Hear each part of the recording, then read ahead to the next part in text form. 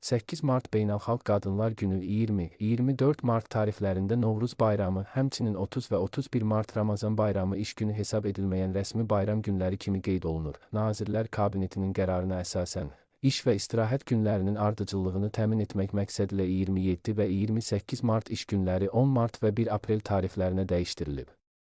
Bununla yanaşı, Əmək Məcəlləsinə uyğun olaraq həftəarası istirahət günləri bayram günləri ilə üst-üstə düşdüyü halda həmin istirahət günləri bayramdan sonraki iş gününə keçirilir. Beləliklə, 2025-ci ilin 20-31 Mart tarixləri iş günü hesab edilmir. İlk iş günü 1 Aprel tarixinə təsadüf edəcək.